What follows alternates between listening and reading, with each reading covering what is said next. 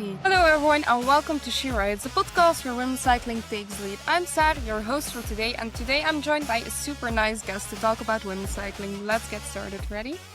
Hi everyone and welcome to episode 80 of She Rides. Quite a special number, still a very normal episode actually. We're in the middle of a bit of a dull period in cycling. We did have nationals, which is in my opinion one of the best weeks of the year with races going around everywhere, and now we're in this new silent period because the Giro women got moved and we have some Belgian races. And that's it. So what's better to talk about it all with someone who has been doing some of those Belgian races, got home a nice result at Belgian championships as well, and is now here on the podcast. Hi, Olivia. Hi.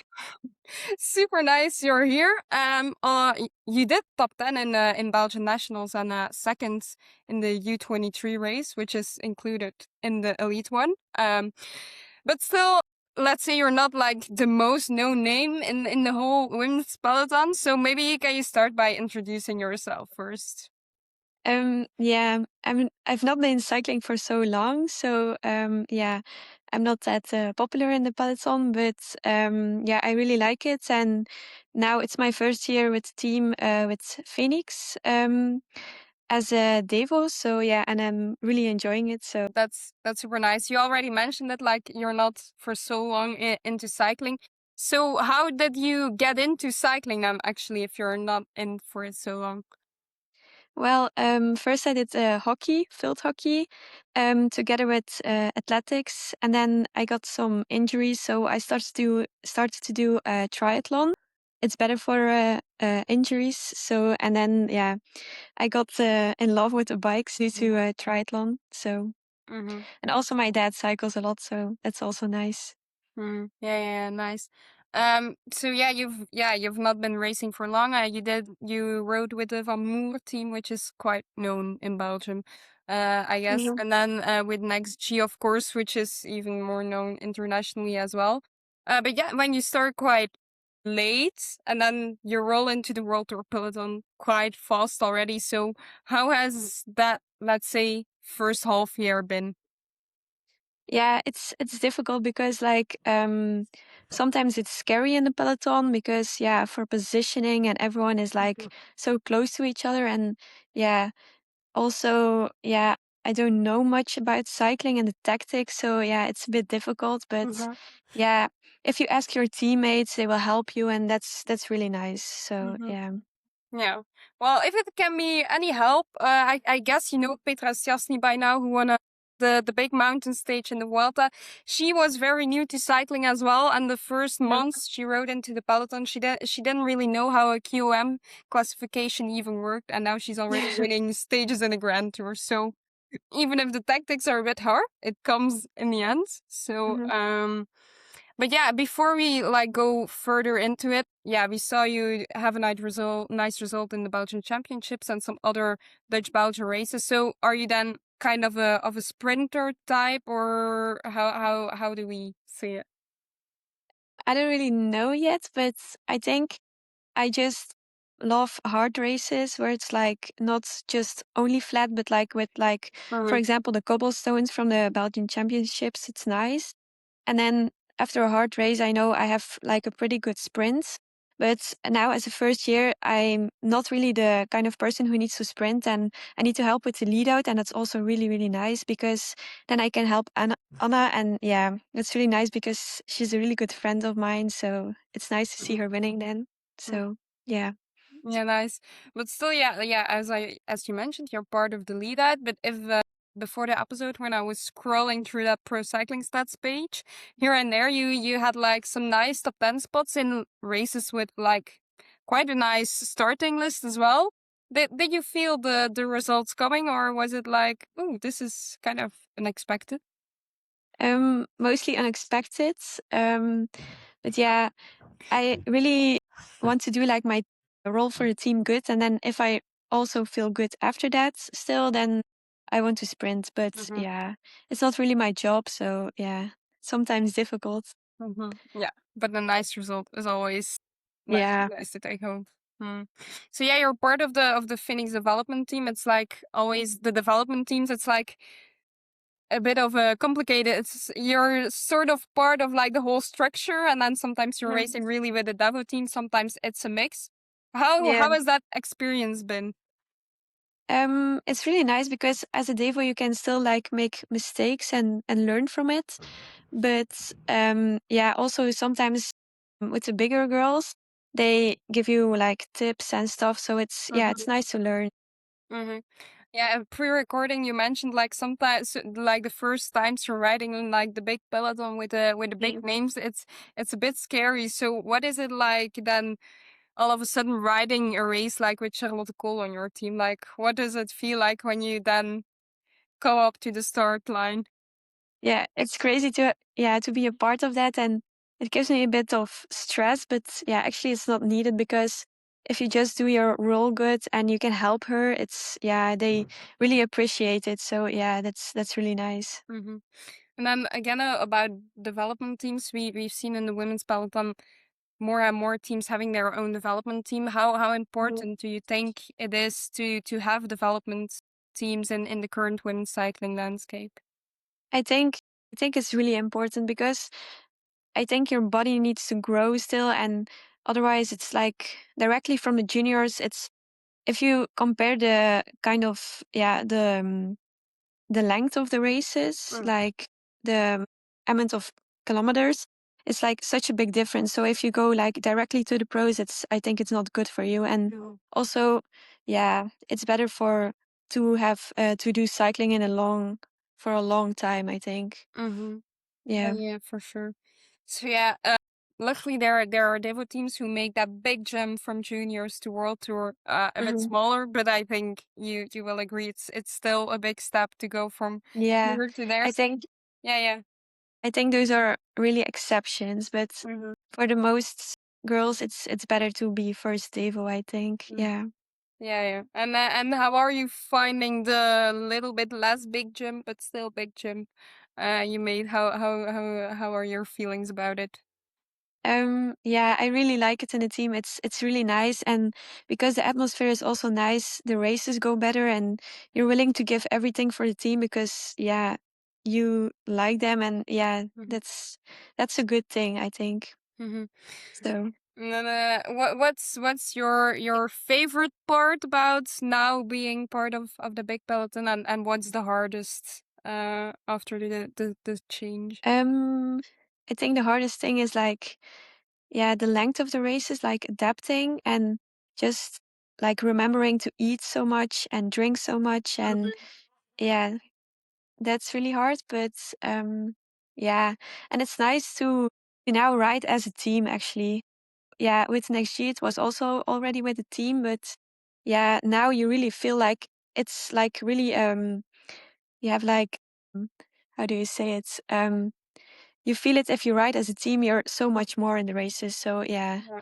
that's really nice. Then over to a different part of your life. You're also studying. Can you tell a bit more about that? Yeah, so I study law. And it was not my first choice. I actually wanted to do a dentistry.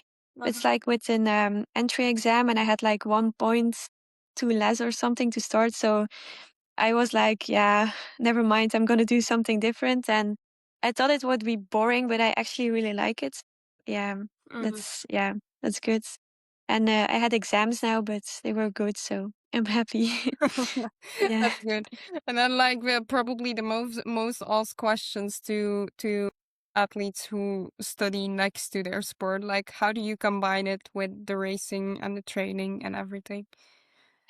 Yeah, sometimes it's hard, but like a lot of planning and like starting studying like early, of Mhm. course. And also like for me, it's not that hard of a combination because I'm studying so much and like Mhm. in the books and stuff, like then the cycling and the training is like something to set my mind off and just like yeah, Mhm. go outside. That's yeah, for me it's that's yeah, Mhm. like that. Yeah, and then also something that I wonder, like most club Conti and Devo riders schedules are actually quite heavy, like exactly when like the period of the summer exams here in Belgium like kick off. All of a sudden you have lots of Belgian races going around. Mhm. So yeah, I wonder like how does it work then to prep for your exams, because I feel like the races line up more when Mhm. you have that set of exams coming in summer. Well, my coach, yeah, she knows that I have exams, so she adapts to it. But for example, I had to do drawers door de Westhoek. It was like last minute, but yeah, it went well because yeah, not a race because I fell, but like with my study plan, it went well because I studied lots before. So yeah, actually, if you just plan it good, it will be okay. Yeah. Right. That's nice. Then let's go to nationals for a bit. You were shining there on the podium. So you standing there. So can imagine that that was quite a nice moment. Um what are you the most proud of? Second in the U23 part of the race, or actually being sixth overall with the elite? I think 6 overall because I'm more looking like for the future maybe. Mhm. And it's yeah, it's good for my confidence because I don't have much confidence already. But yeah, it was really unexpected because my role was actually in the beginning of the race, like control the brakes, and I I think I did that job well. And I still had good legs at the end, so I thought, yeah, if I'm in the front, why not go for it still? And I was behind Anna, so I knew yeah, I was in a good place. So Mhm. Shows you yeah, should even have more confidence if you get the mistake early on in the race and then still go for a yeah, nice result. yeah. A super strong performance. I also was a bit surprised about the top 10. Like, it was quite an attractive race, which we'll talk about later on. And then, yeah, I mean, the first two names weren't really the the biggest surprise, I guess. But then we Mhm, had, yeah, quite some U23 riders in the top 10, some Elite 2 riders as well. So that was quite a surprising result for me. And mhm. I always love nationals because you always have like an atypical race. Like, everyone was like beforehand, oh, it's gonna be a boring sprint. And then all of a sudden, I was happy that AG tried to mix it up. Yeah, indeed. Yeah. So yeah, I was gonna ask you, was there like a moment that you felt like, okay, I can have a shot at a nice result, but actually you went into the race with like, Yeah, I'm gonna not win really. the team. Yeah. What was the plan of the team? Was it also to race attractively, or was it to control for the sprint? I think like more control, and then in the middle of the race, we also tried as a team itself to Mhm. um yeah, to start like a break. We had to pull like the devos had to pull on the cobbles, and then so that a group could go away, and that worked. Then they were with, like a bigger group, but then Lotto, yeah, closed it because they didn't have a sprinter there or no one. I don't remember. So yeah, but actually there were two of our team in the group. So yeah, it would be nice if that stayed away, but yeah, you never know. So yeah, Mhm. Yeah. and then it was sprint. So for Anna, Hmm. Yeah, you highlighted something, a situation I want to talk about actually. But let's talk first about the race, and we'll get there. Mhm.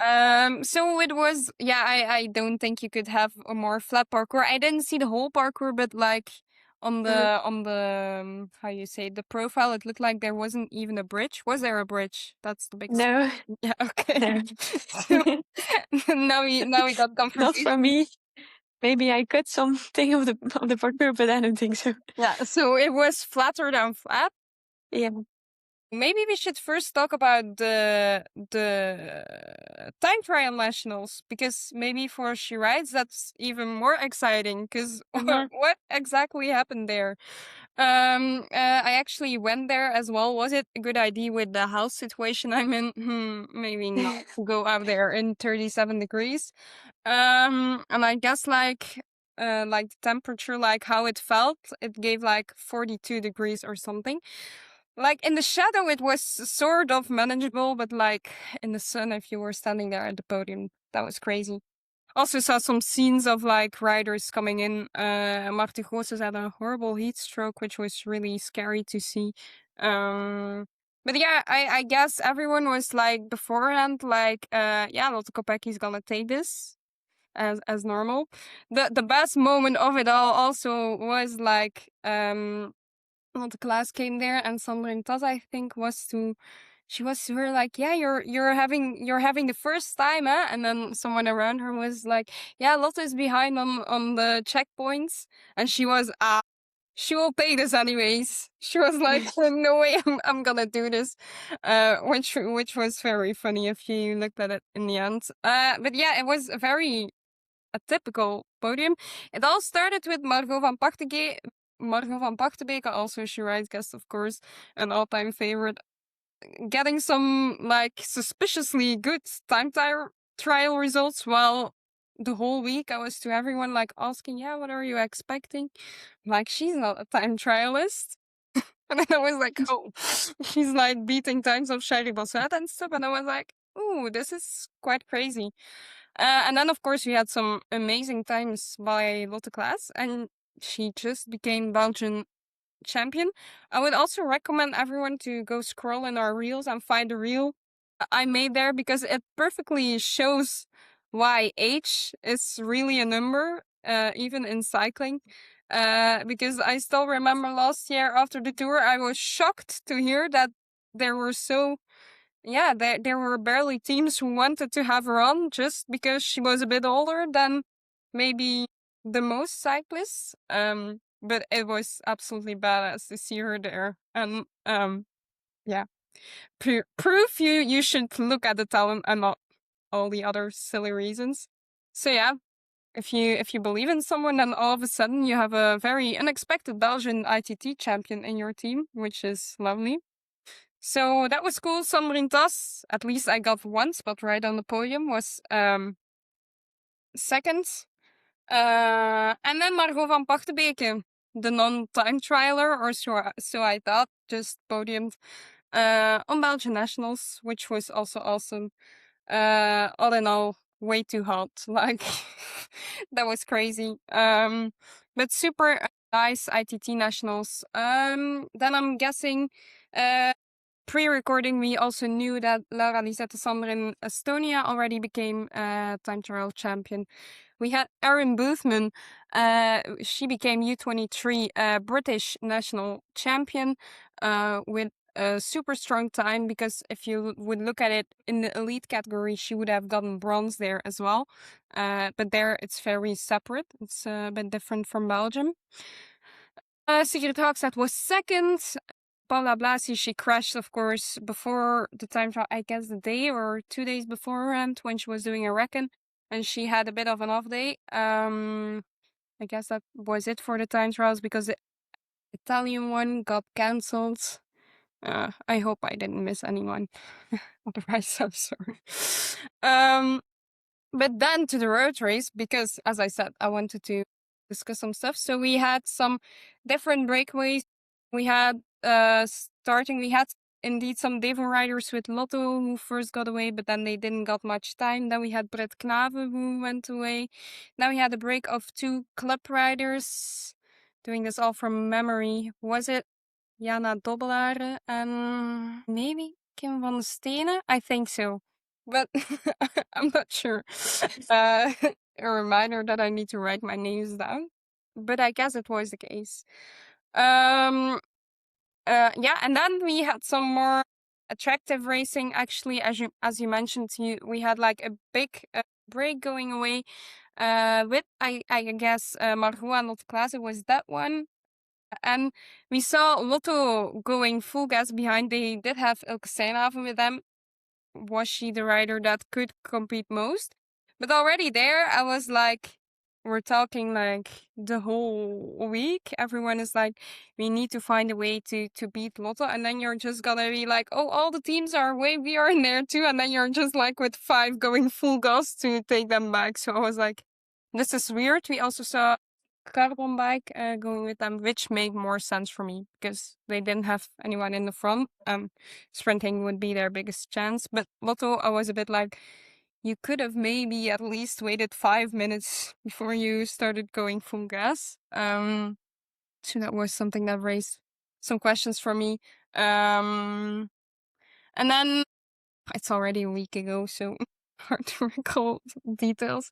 But we had Jakire, Tas, and Moos who went away, but yeah, they didn't. I guess Jakire wasn't cooperating because, yeah, Jakire is definitely not the fastest of the three. And she had Shari behind, and then that failed a bit. And then on the final couple sector, I guess Moos went again. And then we saw Kopecky going, following her. Everyone came back. There was one more attack. Was it AG? Fenix? I don't know. One of the bigger teams did one attack, and then we saw another Chiride guest, Helene Hestus, like following it, but she sort of did a very good lead out for her track teamies as it seemed. So her sprint was over before the sprint actually began. And yeah, then it was just the strongest who won, which is awesome for said, of course. Yeah, and the little Kopecky fan in me was the first 50 minutes. I was like, ah. But then now I'm actually very happy with Charlotte. And of course, always when AG Insurance wins a big race, the atmosphere is always nice. So that was also very cool. Almost forgot to mention, but the legend Julie van der Velde also did a solo breakaway for a bit. So I think I mentioned most now. Mieke Dox also did a great result after some hard weeks, months, I don't know, hard period of time. She got 16th on her own, which is nice for her as well. So yeah, that was the road race. And of course, you became second with the U23, and your teammate became devo, U23 Belgian champion. So all in all, how are you like? How is the team like looking back at like the Belgian national champs? Is it like are they like completely happy with the nationals because like at the U23 you really did very nice, or was there like beforehand like a goal of wanting to make the podium or something to with the elites to have a good race? I think they were really happy for us, but yeah, maybe they also wanted the results for the elites. I'm not quite sure. I think so. But yeah, there was not really like talking afterwards of the race, so I don't know. But yeah, they were happy for us, so yeah, that was nice. Yeah, was a good result there. Then let's go over to road nationals. So there in Great Britain we saw the big Zoe Backstad show. I watched a bit when I was at the Belgian Nationals, and we didn't have coverage for it yet. Little side notes: if the men's get over 80 kilometers of coverage, we want to more than 30 kilometers as well. I'll always gotta mention it. Yeah, that was disappointing, the coverage. But as I was saying, the big Zoe Backstad show, because there was a break with 7 minutes, an early break, and she bridged over 4 minutes on her own. She overtook her and won. And then we had Imogen Wolf and Boothman, who completed the U23 podium there. Then, one of the most beautiful national champions ever, Sigrid Haakseth, became Norwegian champion, which is awesome. It was a cleanup by X, but now you need to hear the way Sigrid won. She attacked in the first or the second lap, and she did a solo of 116 kilometers. And that's how she won nationals. It's a very secret way to win it, actually, but so awesome for her to come over from Coop or High Tech. Sorry, Christophe, I will not mention the previous sponsor again. And then to go to X to prove how strong she is in the Giro, and to now becoming a national champion. That's super beautiful for her. We had Longoborghini becoming Italian champion again. Yeah, of course, I do remember. I knew I was forgetting some people. Maggie Cole's sister became national road champion as well, which is after years struggling with the all too common injury, the iliac artery. So she's definitely back and now in the Canadian jersey. So is Nadia Gontova also coming back from the same injury, and she became a national time trial champion. So quite a successful Canadian championships. And I think that were all the national champions. So yeah, quite successful. Will be nice to see some of them, some of those jerseys in the next tour. I think we will see a couple if I'm hearing the names who got them. So will be super nice. Yeah, I think that was it for nationals. I checked next year. It's also again in the neighborhood of Antwerp, so probably a nice parkour for you again. So you can try to top that result of second at the U23. Who knows? So yeah, now we've talked about good results. Which results are you most proud of so far? Can also be a junior result or a result this year. Doesn't matter. Hmm. Yeah, it's difficult. I don't know. It's hard because I'm not really happy like fast. So Yeah, it's yeah, yeah. Or a general performance can also, and it doesn't have to be a result, but it can also be. There must be something you're proud of. yeah. You have it. Then I think like the race in the Netherlands, it's called the Next Yeah. WorldTour Yeah. Classic. Yeah, Yeah. because we really rode really good as a team, and yeah, it was hard, but we stayed the whole time in the front, and then me and Puck also got to help like Anna in the lead out, and it was like perfect because yeah, she won, so Mhm. it was really really nice, and the atmosphere was really good after that. So I think that yeah, that was the most fun race. Mhm. I think.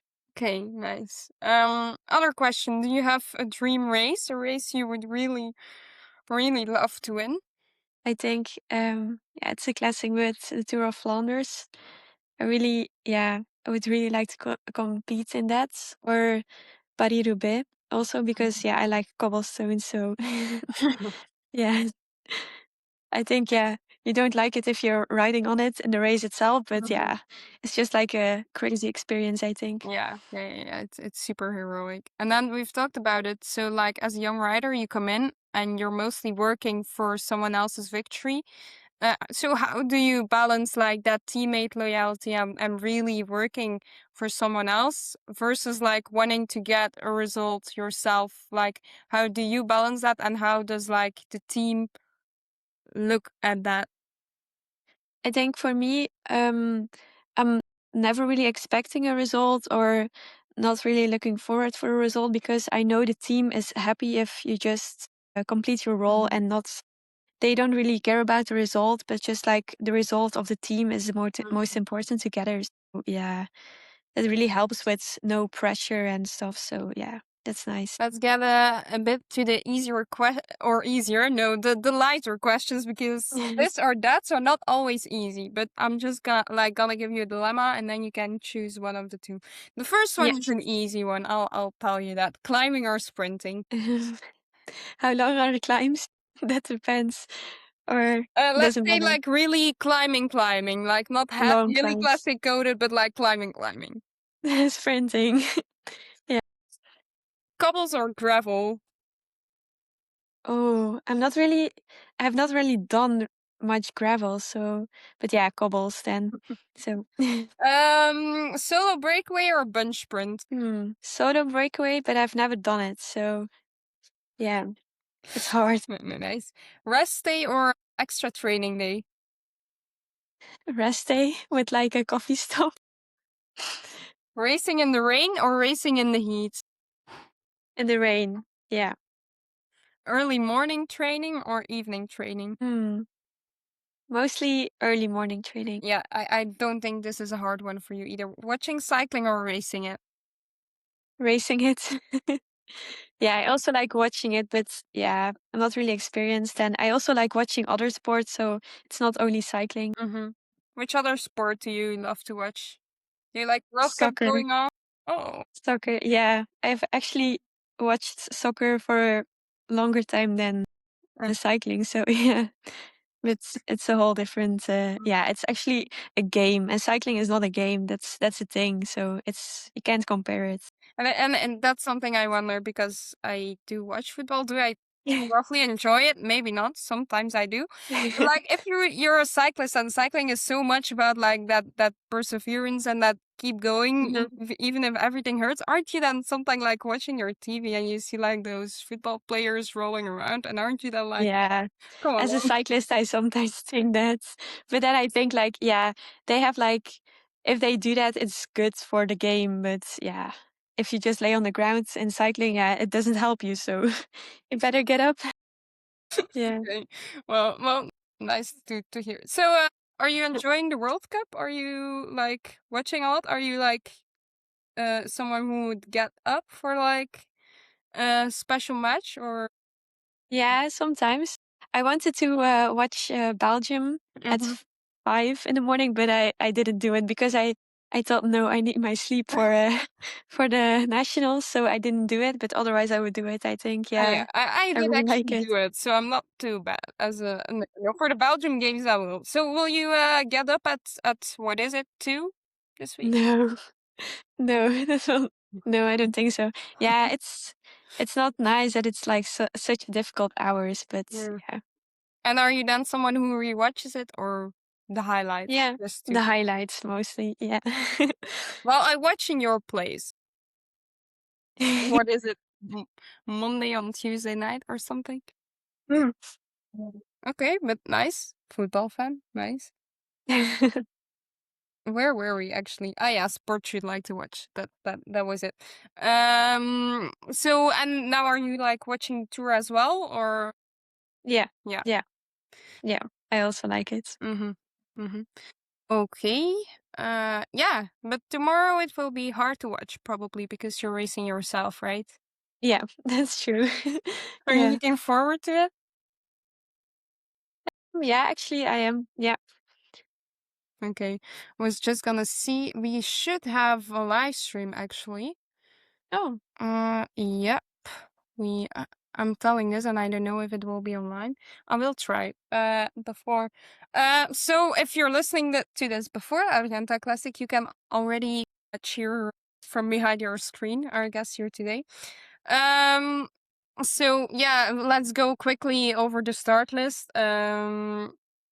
Yeah, because we don't have too much other races going on, and I'm already a bit disoriented if I can't go through my favorite list and name too many riders. So I would say, yeah, the parkour it's flat, right? yeah. Really? Yeah. Flat? Flatter than Braschaat? No, that's not possible. Is it less flat than Braschaat, or is it same level of flat?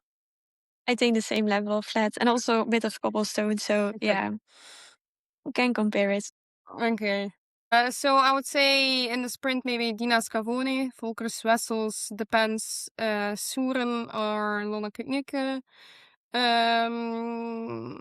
Then let's go a bit further. We of course have Olivia Vercruysse, Fien van Eyne is on the list as well. Langemark, Julie de Wilde, Anne van der Aarde, Sander Rijssen. Do a little bit of a preview for the team tomorrow. Is it like for Fien van Eyne or? Oh, I think it will be one of the devos, I think Puck or Anna who will sprint. Mhm. But that depends on the length of the sprint, I think. Mm, Yeah. okay. I don't know if it's a long sprint. I will see it tomorrow, but mostly Puck is for the longer sprint, I think, and Mhm. Anna for the shorter. So yeah. Okay, nice. For we have another guest racing actually, for the Keukensterbaan team, which is Anna Dubier. Then let's see, Dina Bols can sprint, but most probably Lotto will sprint again with Sandron Tas. That did age quite well at the Belgian Championships. Um, I guess Clara Lundmark is a Swedish champion, so she will be happy to get one of her top tens as well, which she's been doing consistently. AG Insurance is going with a mix of their World Tour and Devo team. They have Goossens, Stegenga, Bastiaansen, the other horses, Van Hoven, Planners, Manly. Also not a bad team going there. Human Powered Health is showing up as a World Tour team with Catherine Schweinberger and Maggie Kols-Lister as their fastest names. You have another guest with Auke de Besser. Then we have Gillespie. Oof. The further I scroll, the most sprinters are here. Okay, so Gillespie should probably pre-race favorite, I guess. When O'Shea is racing, the odds are quite big. There is a She Rides guest as well, which is even double the fun with Julie van der Molen and Ida Krikau. Sonara Grove for Smurfit is also racing, and I guess that were the most important names. So wanna do a little prediction?